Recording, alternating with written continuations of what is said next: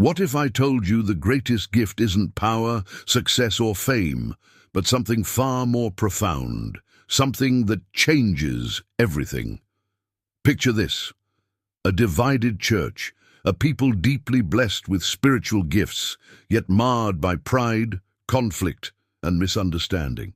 This was the church at Corinth. They were rich in knowledge, eloquence, and miracles, but they were missing the one thing that mattered most: love. Now, imagine being in that congregation, the room thick with tension as Paul's letter is read aloud. His words slice through the air like a sword, exposing their faults but also lighting a path to healing. In a culture that valued status and power, Paul declares a revolutionary truth. Without love, everything, every accomplishment, every sacrifice, every gift is meaningless. Fast forward to today, and Paul's message is just as urgent. We live in a world fractured by division, where love is often conditional, transactional, or drowned out by the noise of self-interest. But here, in 1 Corinthians 13, Paul presents a radical vision of love that is divine, selfless, and eternal. A love that can mend the broken, unite the divided, and inspire the weary. This chapter isn't just about lofty ideals, it's a practical blueprint for living. Over the next few verses, we'll explore what love truly is, not as a fleeting emotion, but as a way of life, a divine calling, and the very essence of God's kingdom. So as we dive in, ask yourself, what would change in my life if I embraced this kind of love? What could happen in our world if we made love the ultimate priority? Let's find out together. Imagine the sound of clanging cymbals, loud, jarring, and empty. It's the kind of noise that grabs your attention for a moment, but leaves no lasting impact. Now, picture this. Paul begins his iconic discourse on love with a striking metaphor that would have resonated deeply with his audience. He writes, "Though I speak with the tongues of men and of angels, but have not love, I have become sounding brass or a clanging cymbal." 1 Corinthians 13:1. For a church that prided itself on eloquence, wisdom, and the supernatural gift of speaking in tongues, Paul's words would have hit like a thunderclap. The imagery Paul uses isn't random. In Corinth, brass instruments and cymbals were often used in pagan rituals, producing loud, repetitive sounds to draw attention and invoke their gods. But these sounds lacked depth or meaning. They were noise for the sake of noise. Paul, with surgical precision, compares this hollow, ritualistic clamor to the most eloquent words spoken without love. You could speak the languages of angels, have the charisma to move mountains, or possess rhetoric so compelling it leaves audiences spellbound. But if love isn't at the heart of your message, your words are nothing more than empty echoes. They might stir the air, but they won't stir the soul. Think about today's world, filled with endless streams of communication. Social media platforms are flooded with passionate posts, fiery debates, and grand declarations. Politicians deliver speeches brimming with promises. Influencers captivate millions with carefully crafted words, and public figures ignite movements with their rhetoric. Yet how often do these words truly change lives? Without love, even the most eloquent statements are reduced to noise. Consider the modern parallels. We've all heard words that sound good but ring hollow. Apologies that lack sincerity, promises made with ulterior motives, or declarations of support that crumble under pressure. Perhaps you've been on the receiving end of words that were meant to inspire, but only left you feeling empty because they lacked genuine care. Or maybe, in moments of frustration or ambition, you've spoken words that, though powerful, were devoid of love. What impact did those words leave behind? Now imagine the opposite, words infused with love. Think of the teacher who speaks encouragement into a struggling student's life. Or the friend whose words, even in disagreement, are filled with compassion and understanding. Recall the parent whose affirmations have carried you through life's darkest valleys, or the stranger whose simple "I see you" transformed your day. Words powered by love don't just communicate. They heal, inspire, and transform. Paul is saying something revolutionary here. He's calling us to examine not just what we say, but why we say it. Are our words driven by a desire to glorify ourselves or by a genuine love for others? Jesus himself embodied this principle. His words were always rooted in love, even when they were challenging. When he spoke to the woman at the well, his love transcended cultural barriers. When he addressed the Pharisees, even his rebukes were aimed at bringing them closer to the truth. His love infused every syllable, giving his words eternal weight. This verse also challenges us to rethink how we approach disagreements, debates, and even casual conversations. In a world where polarization often reigns, imagine how different our interactions would be if love guided our words. It doesn't mean we avoid hard truths or silence our convictions, but it does mean we communicate with a heart that seeks to uplift rather than tear down. On a personal level, this verse asks us to reflect deeply. Have there been moments when our words sounded like clanging cymbals, loud but meaningless? Have we prioritized winning arguments over winning hearts? Have we spoken to impress rather than to connect? The good news is that it's never too late to change. Love isn't just a feeling, it's a choice, an intentional decision to value others above ourselves. When we choose love, our words gain power, not because of their eloquence, but because of the heart behind them. Paul's message in this verse is both a caution and an invitation. It's a caution against the emptiness of words spoken without love, and an invitation to let love transform how we communicate. When love is the foundation of our words, they don't just make noise, they create harmony. They don't just stir emotions, they change lives. So the next time you speak, whether it's a simple hello or a heartfelt speech, pause and ask, am I speaking with love? Because when love is present, even the simplest words carry the weight of eternity. And that, my friend, is the kind of communication that leaves a legacy, the kind that resonates far beyond the moment it's spoken. Imagine a world where achievements define your worth, a world that celebrates the accumulation of power, knowledge, and accolades above all else. Does this sound familiar? It's a world much like ours, filled with influencers striving for recognition, leaders commanding attention, and individuals exhausting themselves to leave their mark. Now, picture Paul's words cutting through this noise like a double-edged sword. And though I have the gift of prophecy, and understand all mysteries and all knowledge, and though I have all faith, so that I could remove mountains, but have not love, I am nothing. And though I bestow all my goods to feed the poor, and though I give my body to be burned, but have not love, it profits me nothing. 1 Corinthians 13:2-3. The weight of Paul's argument is staggering. Here, he dismantles the illusion that extraordinary abilities, profound understanding, or even heroic self-sacrifice can replace love.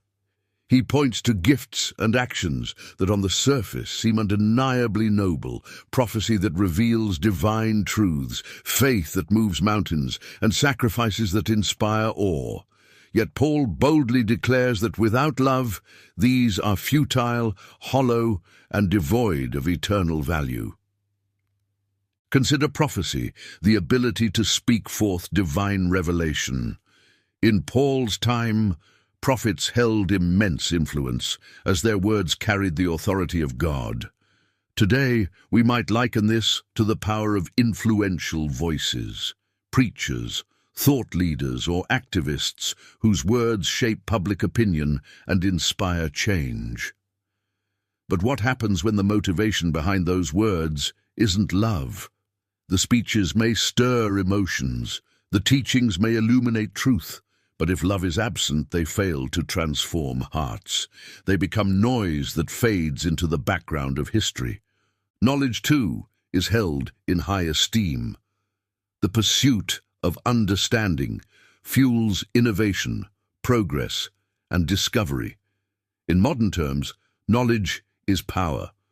But Paul reminds us that even the deepest understanding of mysteries, whether scientific, philosophical, or spiritual, amounts to nothing without love. Knowledge without love becomes arrogance, a tool to elevate oneself rather than uplift others. It becomes a force that divides rather than unites. And then there's faith, faith so profound that it moves mountains. Imagine a person so spiritually confident that their prayers change landscapes. Such faith seems invincible, yet Paul warns us that even this kind of faith is meaningless if it isn't grounded in love. Faith without love becomes a demonstration of personal power rather than a reflection of God's heart.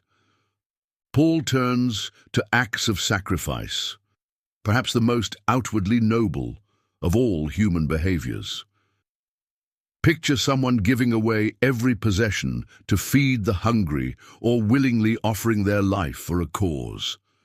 Surely such acts are the pinnacle of virtue, yet Paul declares, "If I give my body to be burned, but have not love, it profits me nothing." The imagery is stark.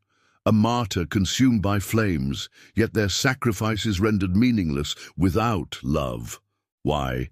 Because sacrifice devoid of love becomes a transaction rather than a gift. It can be driven by pride, a desire for recognition, or even guilt, but it lacks the selfless heart that gives it true significance. In contrast, love transforms sacrifice into a reflection of God's character, an offering that mirrors the ultimate sacrifice of Jesus Christ. Paul's words resonate powerfully in today's culture, where achievement and influence are often pursued at the expense of genuine love. Consider the workplace, where accomplishments are celebrated, but relationships are neglected. Think about social media, where people curate perfect images of generosity or spirituality, often seeking likes and validation rather than authentic connection. Even within ministries, the temptation to prioritize growth, visibility, or accolades can overshadow the foundational call to love. This passage challenges us to examine our motives. Are we pursuing success to glorify God and serve others? Or are we driven by the need to prove ourselves? Are our sacrifices truly selfless, or are they veiled attempts to gain recognition? When love becomes the foundation of our gifts and actions, everything changes. Prophecy becomes more than revelation. It becomes a lifeline, connecting people to God's heart. Knowledge becomes more than facts. It becomes wisdom that nurtures, heals, and builds community. Faith becomes more than a demonstration of power. It becomes a testimony that draws others into a relationship with God. And sacrifice, when infused with love, becomes a profound act of worship that reflects the sacrificial love of Christ. Consider the story of Mother Teresa, whose life exemplified love in action. She didn't seek fame or recognition, but poured herself out for the forgotten and marginalized. Her sacrifices, fueled by love, inspired millions and left a lasting legacy. Contrast that with acts of charity done for publicity. Both may feed the hungry, but only one transforms lives. Paul's words invite us to reflect deeply on our own lives. Have you ever accomplished something remarkable only to feel an emptiness afterward? Have you ever given of yourself but felt frustrated or unfulfilled because love wasn't at the center? Conversely, can you recall a time when an act of love, however small, brought profound joy and meaning? Love gives eternal significance to what we do. Without it, even our greatest achievements are fleeting. But with love, even the smallest acts Offering a kind word, sharing a meal, or listening to someone in pain becomes sacred. Paul's message is clear. Love isn't optional. It's essential. It's the fuel that gives life to our gifts, the thread that weaves our actions into God's eternal story. Without it, we are nothing. With it, we reflect the very heart of God. In a world obsessed with accomplishments and accolades, let us remember that the only measure of true greatness is love. Let every word, every action, and every sacrifice flow from a heart transformed by the love of Christ. Love, it's a word that saturates our conversations, our art, and our lives, but how often do we stop to ask, what does it truly mean? Paul, writing to a fractured and prideful Corinthian church, offers a definition that doesn't just explain love, but demands a response. In 1 Corinthians 13, some 4-7, Paul doesn't simply describe love. He paints a living portrait of it. He gives us more than words. He gives us a challenge. Love is patient, love is kind. It does not envy, it does not boast, it is not proud. It does not dishonor others, it is not self-seeking, it is not easily angered, it keeps no record of wrongs. Love does not delight in evil, but rejoices with the truth. It always protects, always trusts, always hopes, always perseveres. This passage isn't just poetry, it's a mirror, reflecting what love looks like in action. Let's break it down and see how this love can transform not only our lives, but also the broken, hurting world around us. Patience and kindness, two virtues that sound simple but feel nearly impossible in the chaos of modern life. Picture a traffic jam, horns blaring, tempers flaring, and impatience bubbling over. Or imagine a frustrating co-worker who seems to test your limits every day. In these moments, patience isn't just hard, it feels unnatural. Yet Paul begins here because patience is foundational to love. Patience says, I will wait, I will bear with you, I will endure, even when it costs me something. Kindness, on the other hand, takes patience a step further. It's not just about enduring, it's about responding with goodness. Think of a mother soothing a crying child at 3 a.m., or a friend offering forgiveness instead of retaliation. In a world often marked by sharp words and quick judgments, kindness becomes revolutionary. Envy and boasting, two sides of the same coin. Envy looks at what others have and says, why them and not me? Boasting looks at what we have and says, look at me, aren't I better than you? Both are rooted in a heart that's focused inward rather than outward. Think about the corrosive effects of envy in today's world. Social media is a breeding ground for comparison. Scrolling through pictures of someone else's perfect vacation, dream job, or picture-perfect family can stir envy like never before. Yet Paul reminds us that love isn't envious. It celebrates the blessings in others' lives. Boasting, on the other hand, thrives on a need for validation. It's the subtle or not so subtle ways we try to elevate ourselves, whether through bragging about our achievements or fishing for compliments. But love doesn't need to boast because it isn't trying to prove anything. Love is secure, confident, and focused on lifting others up rather than building itself up. Pride and dishonor often work hand in hand. Pride puts self at the center, and dishonor devalues others in the process. In Paul's day, the Corinthians were struggling with both, dividing themselves based on spiritual gifts and looking down on those who seemed less spiritual. Sound familiar?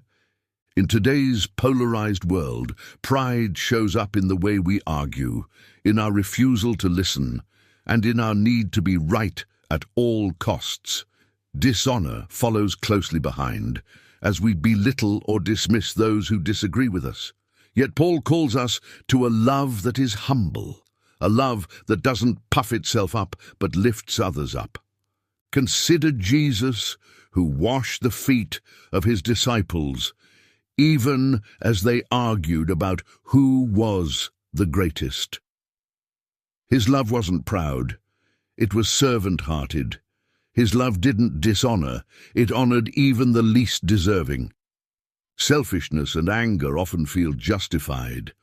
I deserve this, we tell ourselves. I have a right to be upset. But love flips the script. Love isn't self-seeking, it looks outward. It says, how can I serve you, Don? Rather than, what can I get from you? Think about a time when someone inconvenienced you. Maybe they cut you off in traffic or interrupted your plans. How did you respond? Love invites us to pause, to let go of anger, and to choose compassion instead. It's not about suppressing feelings, but about channeling them through grace. Perhaps the most radical aspect of love is its refusal to hold grudges. Keeping a record of wrongs is easy. It feels like self-protection. But love calls us to forgive, even when it hurts.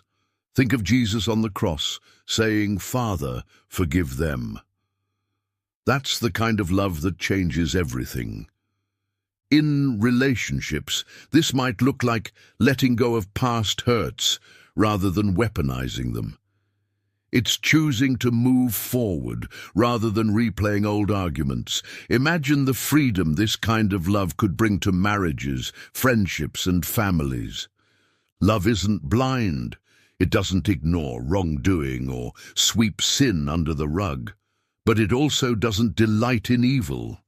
It rejoices with the truth. In a world where deception and half-truths abound, love stands firm in what is right even when it's inconvenient. Think of a friend who tells you the hard truth because they care about you, even if it's uncomfortable. That's love in action.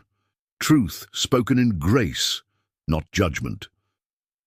Paul ends this section with a crescendo, describing love as relentless. Love protects. It's a shelter in the storm. Love trusts. It believes the best even when doubts arise. Love hopes. It refuses to give up on people. And love perseveres. It doesn't quit, even when things get hard. This kind of love is rare, but when it's lived out, it's transformative. Imagine a community where people protect each other, trust each other, hope for the best in each other, and stick with each other through thick and thin. That's what Paul envisions for the Corinthians, and for us. In a world fractured by division, jealousy, and pride, Paul's definition of love offers a blueprint for healing. Imagine what our workplaces, churches, and families could look like if we practiced even a fraction of this love. Consider the power of love to mend broken relationships, to bridge divides, and to create communities that reflect God's heart.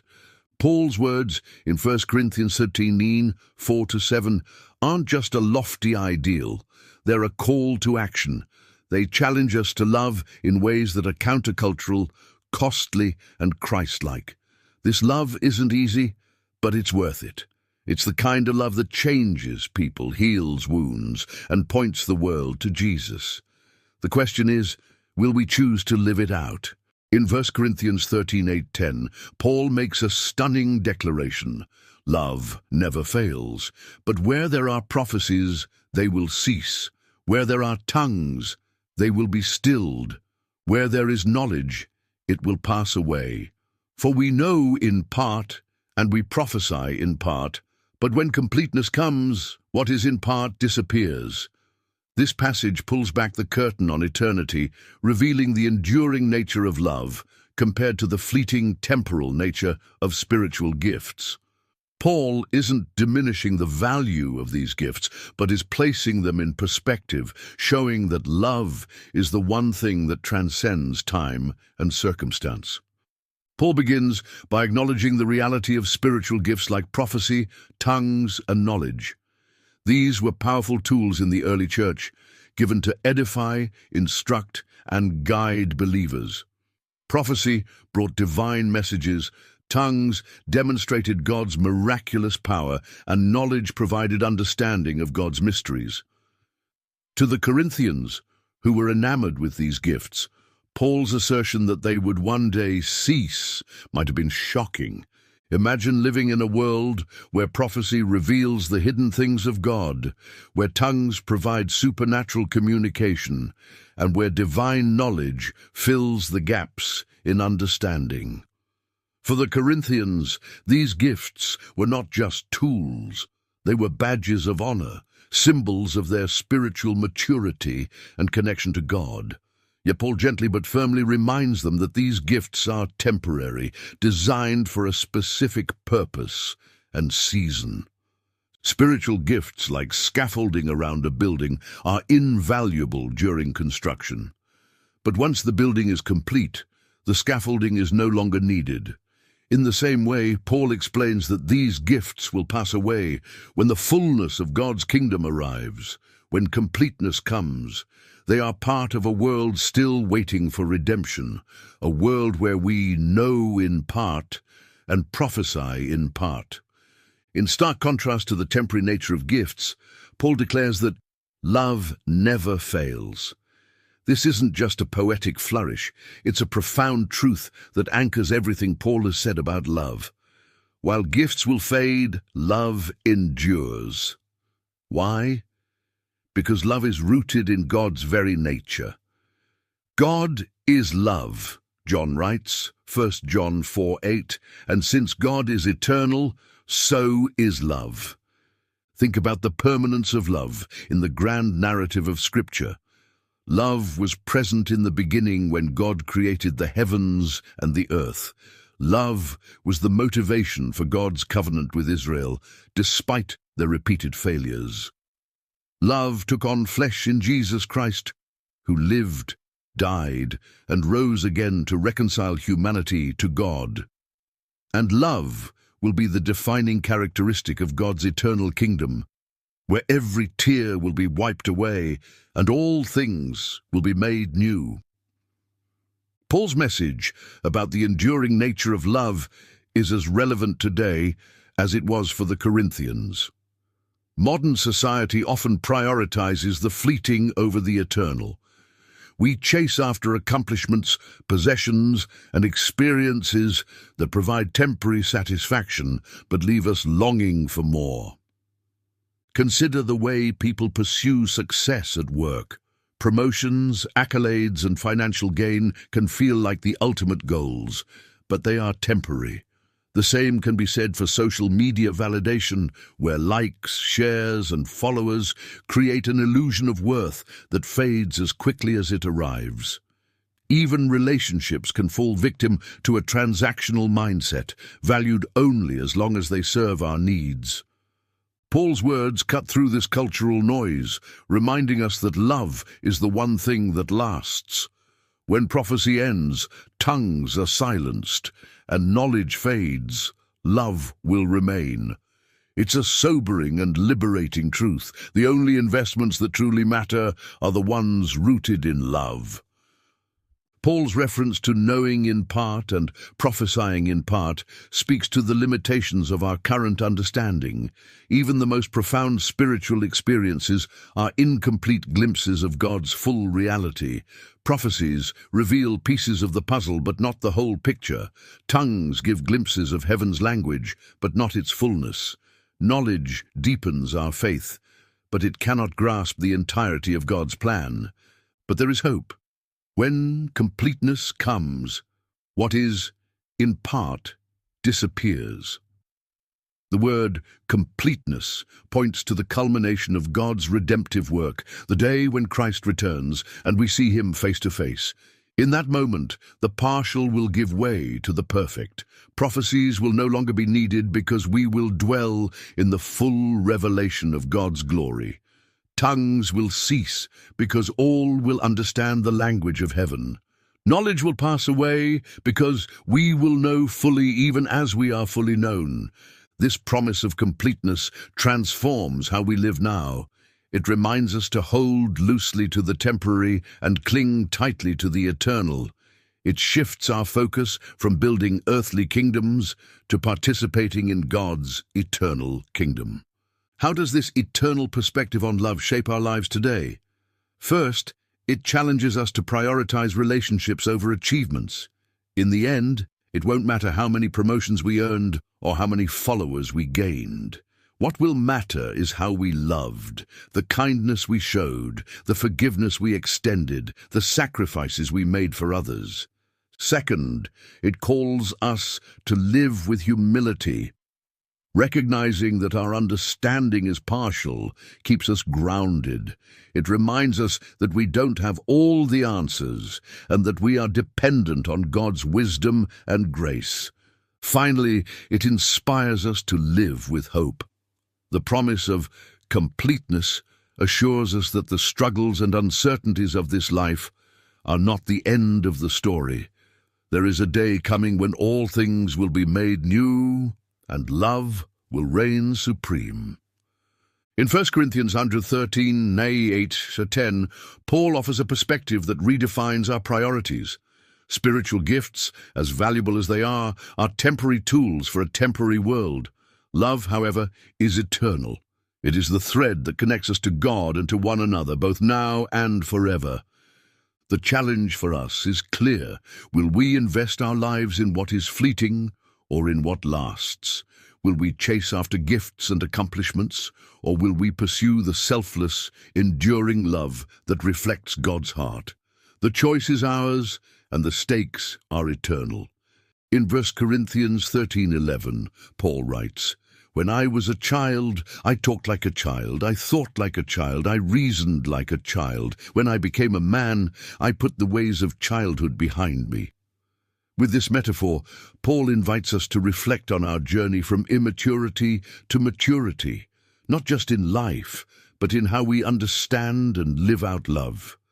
It's a poignant reminder that true love demands growth, sacrifice, and a willingness to leave behind self-centered, childish ways. When Paul speaks of childish ways, he paints a picture of love as seen through the eyes of immaturity. A child's love, while sincere, is often self-centered.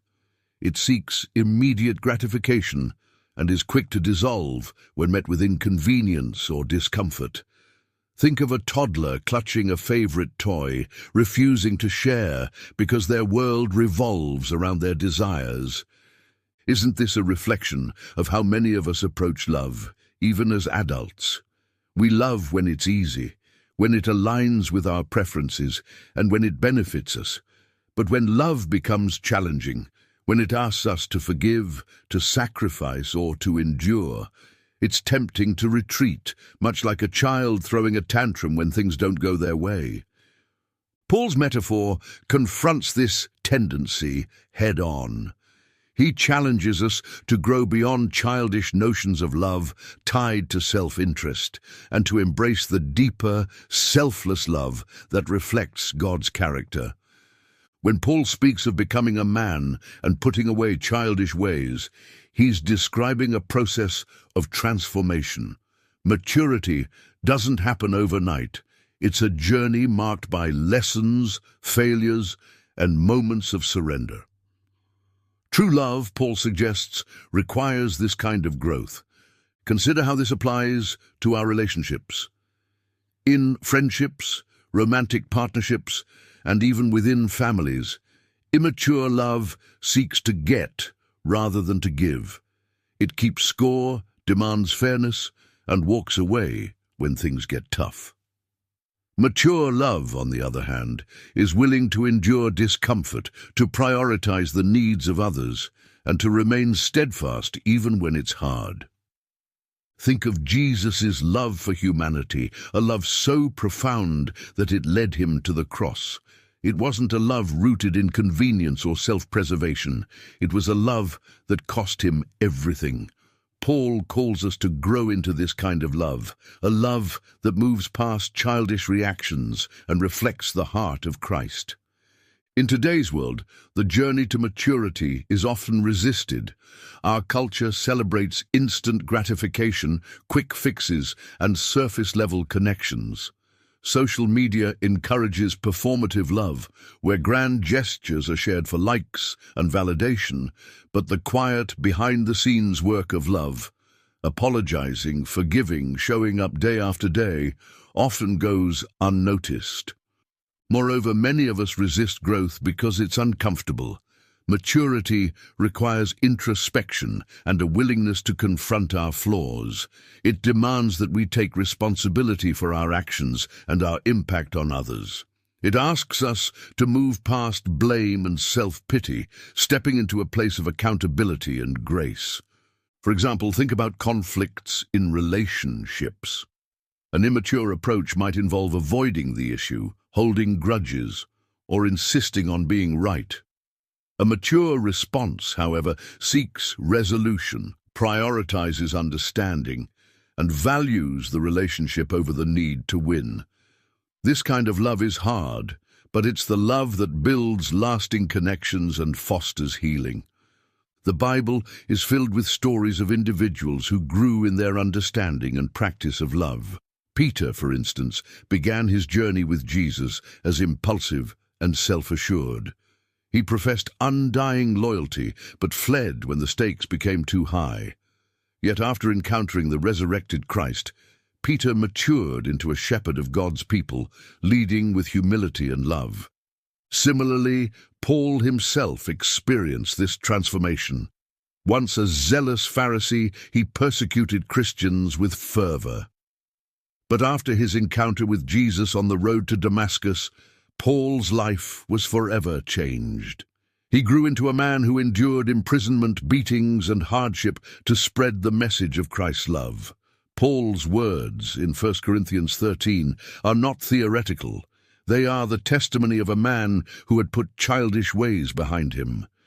Paul's metaphor invites us to examine our own lives. Are we still clinging to childish ways of loving, seeking what's convenient, holding on to grudges, or avoiding the hard work of reconciliation? Or are we allowing God to mature us, shaping our love to look more like His?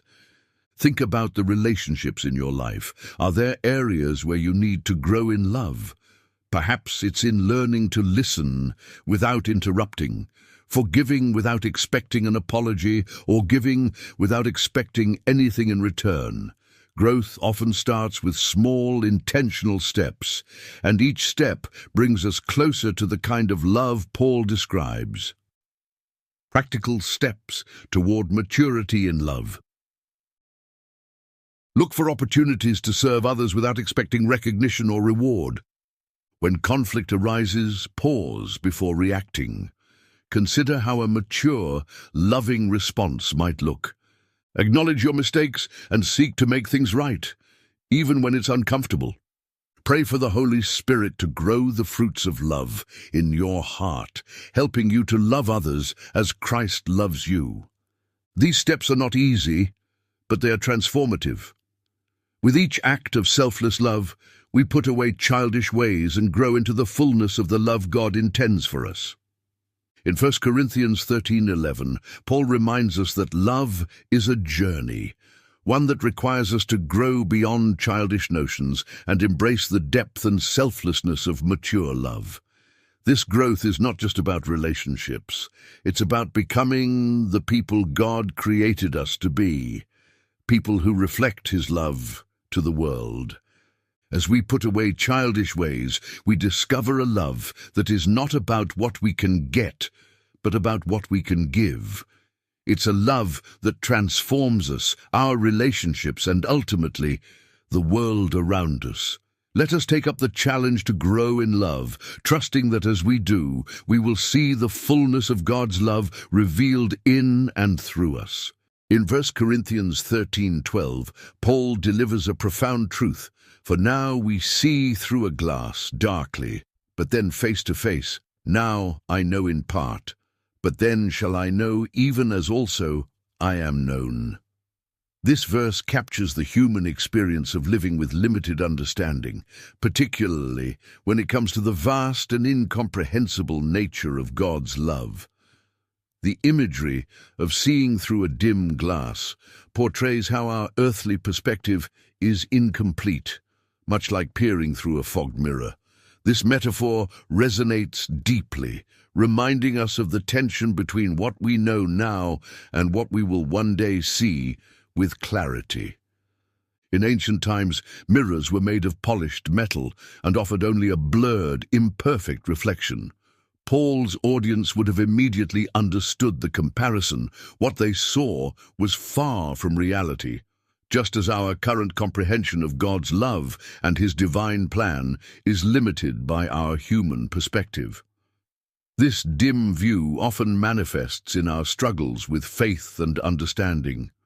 Why do certain prayers seem unanswered? Why do we face trials that appear insurmountable? These questions reflect our inability to see the full picture, yet Paul encourages us to trust that clarity will come.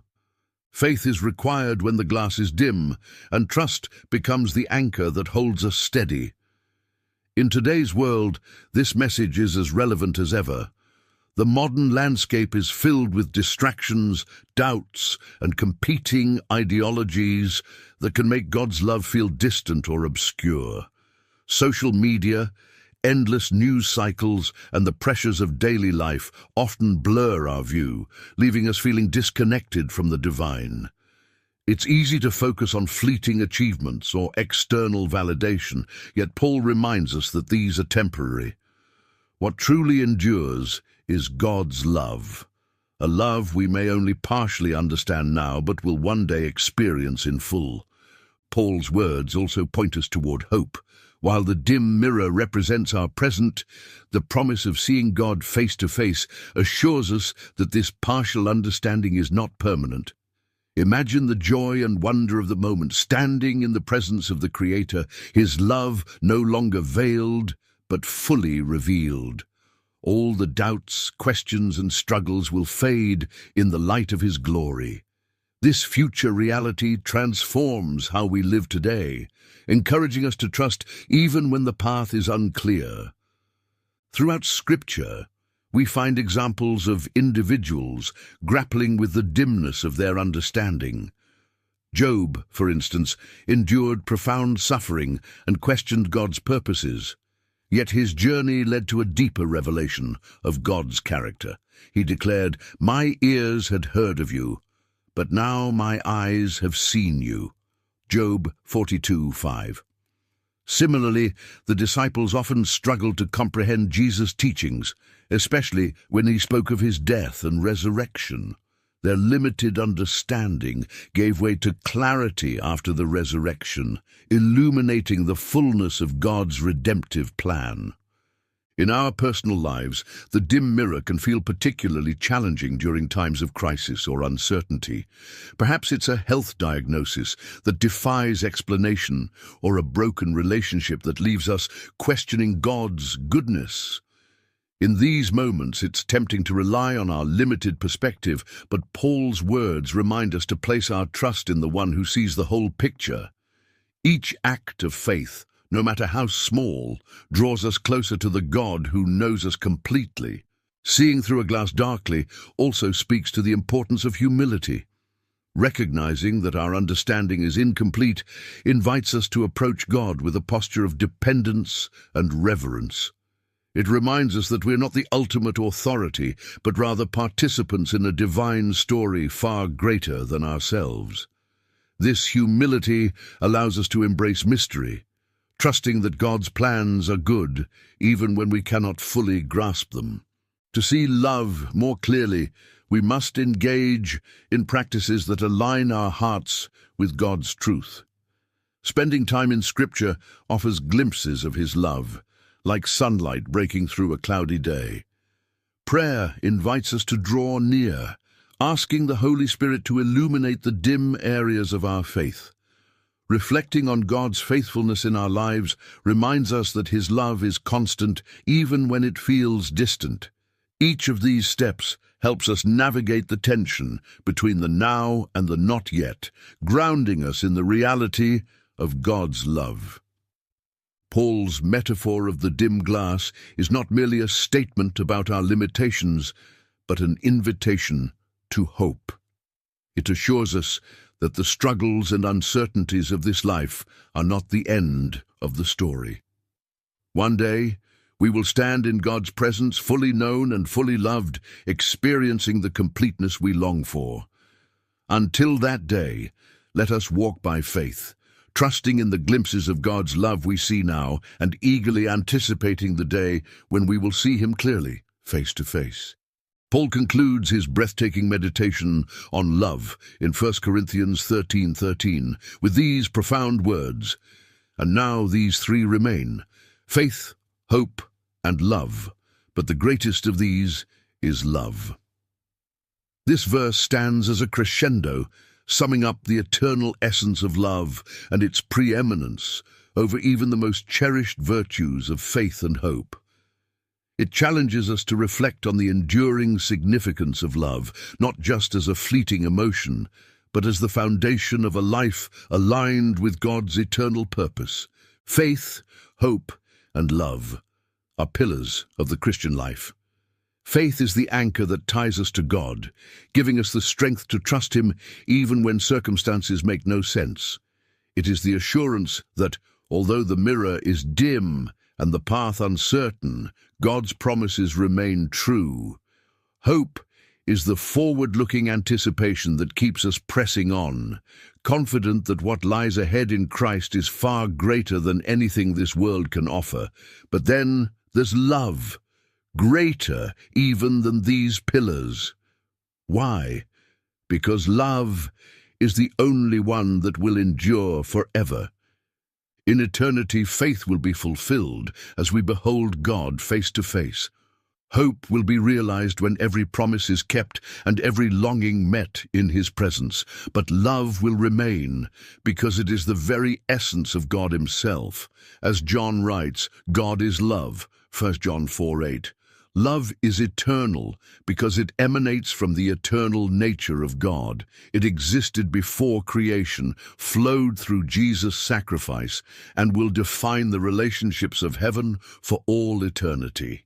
In a world consumed with questions of meaning and purpose, this passage offers a clear answer.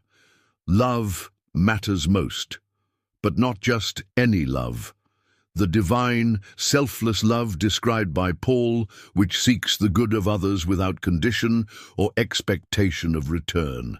This love is not transactional or shallow, it is sacrificial and transformative. It binds families, heals wounds, and builds bridges where there were once chasms of division. Imagine a world where love like this reigned. Imagine political systems driven not by power, but by compassion. Envision relationships defined not by scorekeeping, but by forgiveness and generosity. Picture communities where no one is left behind, where people see one another as God sees them, worthy, cherished, and beloved. This is the vision Paul holds before us, a life lived in love, reflecting the heart of God Himself. But the world we live in often feels far from this ideal. Love, as Paul describes it, can seem countercultural, even revolutionary. Modern society tends to measure worth by success, possessions, or influence. We elevate the self, often at the expense of others, and prioritize achievement over relationships. Against this backdrop, Paul's declaration that the greatest of these is love feels like a radical reordering of values. It challenges us to ask, what truly matters? What will remain when all else fades?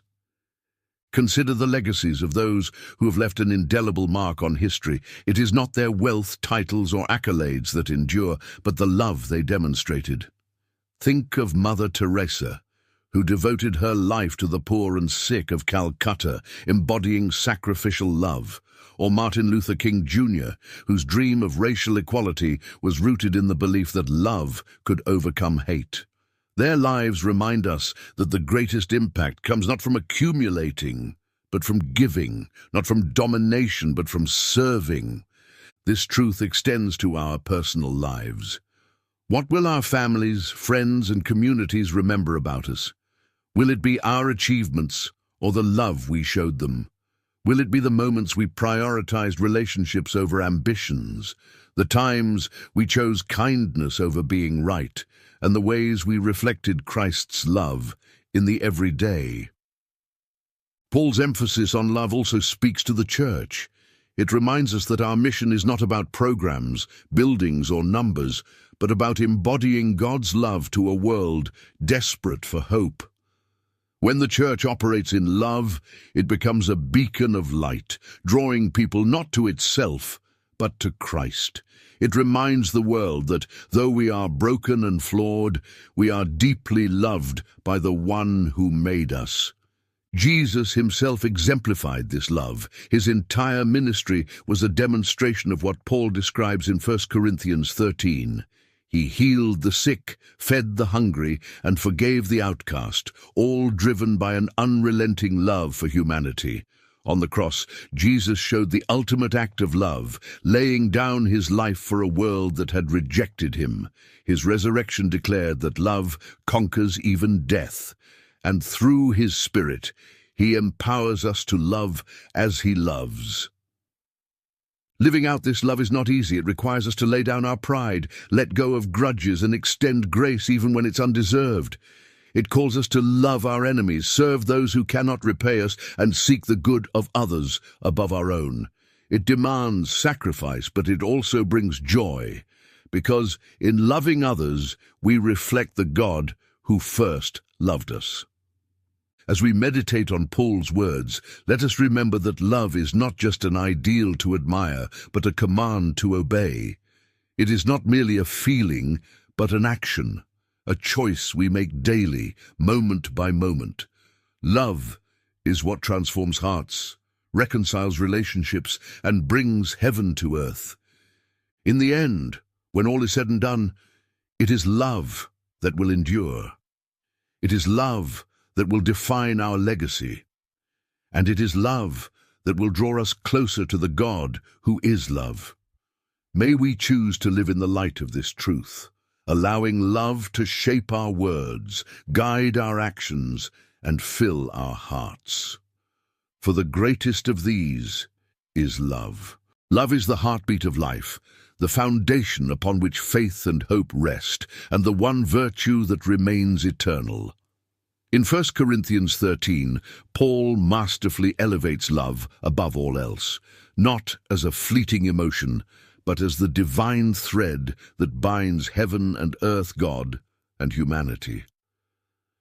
This love is patient, kind, selfless, enduring and transformative. It is not simply a concept to admire, but a lifestyle to embrace. A call to action that has the power to reshape our lives, our relationships, and our world. As we reflect on this profound chapter, we see that love is not optional in the Christian walk. It is essential. Without it, our gifts and deeds are hollow. With it, even the smallest act of kindness reverberates with eternal significance. Love is what makes our faith vibrant and our hope secure, pointing us back to the heart of God, who first loved us. In a world fractured by division, hatred, and pain, the message of 1 Corinthians 13 is more urgent than ever. Imagine what could change if we chose to live by this standard of love. Families could reconcile, communities could heal, and even the seemingly insurmountable divides in society could begin to mend. It starts with each of us committing to love, not in word alone, but in action, reflecting Christ's perfect love in the way we treat others. Now the challenge is yours. How will you live out this love? How will you allow God's love to transform you so that you in turn can transform the world around you? Let this chapter not just be a beautiful passage to read, but a powerful truth to embody. As we conclude, remember that this video is part of a growing collection we've converted into ebooks to support your Bible study journey. You can find them on our website. The link is in the description below. If this message has blessed you, we invite you to like this video and share it with someone who needs a reminder of God's love. Together, we can bring hope to a world desperate for healing. Stay blessed.